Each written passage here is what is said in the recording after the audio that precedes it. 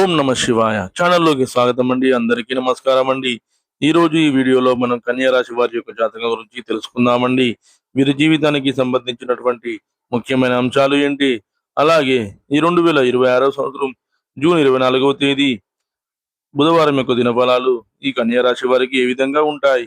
ఈ రోజు దినఫలాల ప్రకారం రాత్రి 7:45 తర్వాత ఈ వార్త మీకు అందబోతుంది.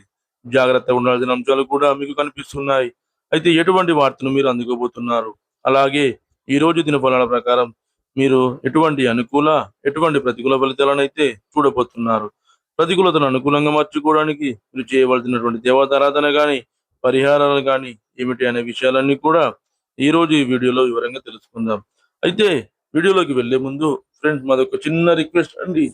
మీరు కనుక మా ఛానల్ ఇంతవరకు సబ్స్క్రైబ్ చేసుకోకపోతే వెంటనే సబ్స్క్రైబ్ చేసుకోండి. అలాగే పక్కనే ఉన్న గంట సింబల్ మీద ఆల్ అప్డేట్స్ అని క్లిక్ చేయండి. అప్పుడే మేము అప్లోడ్ చేసే ప్రతి వీడియోకి మీకు నోటిఫికేషన్ అనేది వస్తుంది. నోటిఫికేషన్ రాగానే మీరు వీడియో ఓపెన్ చేసి ఈ రాశి గురించి, మీ జాతకం గురించి తెలుసుకోవచ్చు. ఇక ఏమాత్రం ఆలస్యం చేయకుండా వివరాల్లోకి వెళ్తే గనక, కన్యా రాశి అనేది రాశి చక్రంలో 6వ రాశి. ఉత్తర 2, 3, 4 పాదాలు, అస్స 1, 2, 3, 4 పాదాలు, చిత్త 1, 2 పాదాల్లో జన్మించిన వ్యక్తులందరూ కూడా కన్యా రాశి కిందికి వస్తారు. ఈ రాశికి అధిపతి వచ్చేసి బుధుడు. ముందుగా వీరి యొక్క వ్యక్తిత్వాన్ని మనం గమనిస్తే గనక, కన్యా రాశి వారు చాలా మంచి వ్యక్తిత్వాన్ని కలిగి ఉంటారండి. ఇతరులకు సహాయం చేయడంలో కన్యా రాశి వ్యక్తులు ఎప్పుడు కూడా ముందు వరుసలోనే ఉంటారు. అలాగే ఏదైనా పని మొదలు పెట్టారంటే దాన్ని పూర్తి చేసేంత వరకు వదిలిపెట్టని పట్టుదల కూడా వీరికి ఉంటుంది. స్వయం కృషితో ఉన్నత స్థానాలను అధిరోహించాలనే తపన కూడా వీరికి అధికంగా ఉంటుంది. అలాగే తాతల నాటి ఆస్తులు నిలబెట్టడానికి ఎక్కువ కృషి చేస్తూ ఉంటారు. వంశ పారంపర్యంగా వచ్చిన ఆస్తులను వీరు ఆలోచనలతో అభివృద్ధి చేస్తారు.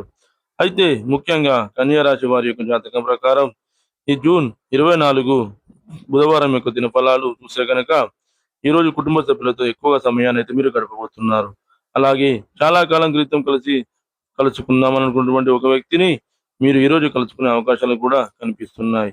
అంటే చాలా రోజులుగా వారిని కలుసుకోవాలని అనుకుంటున్నారు, కానీ కలుసుకోలేకపోతున్నారు.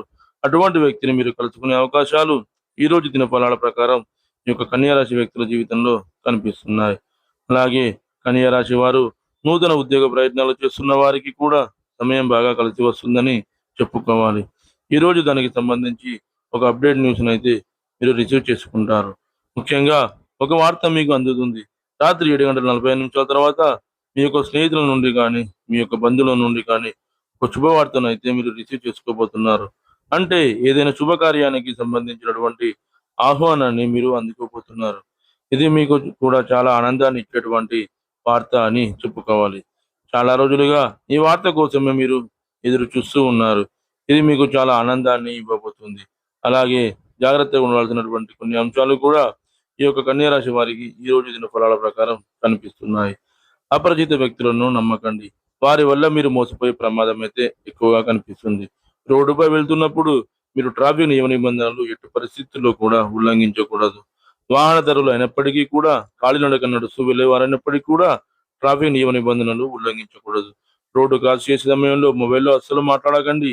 ఇది మీకు ప్రమాదాలను తెచ్చిపెడుతుంది. కాబట్టి జాగ్రత్తగా ఉండండి. అలాగే కన్యా రాశి వారి యొక్క జాతకం ప్రకారం ఈ రోజు మీకు ఒక నూతన వ్యక్తితో పరిచయాన్ని అయితే మీరు ఏర్పరచుకునే అవకాశాలు కూడా కనిపిస్తున్నాయి. ముందు ముందు వారు మీ యొక్క జీవితంలో ఒక చాలా ముఖ్యమైన పాత్రను అయితే పోషించబోతున్నారు.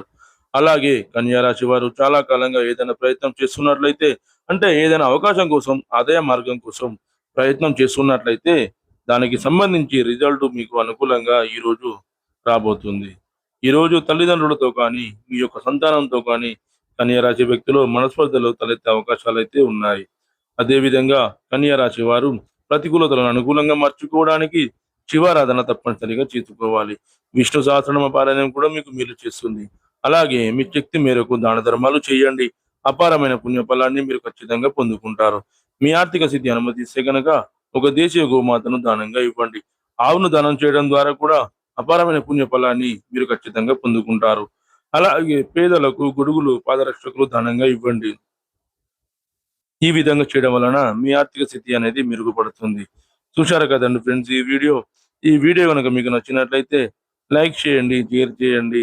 మరిన్ని మంచి మంచి వీడియోల కోసం మన ఛానల్ని ఇప్పుడే సబ్స్క్రైబ్ చేసుకోండి.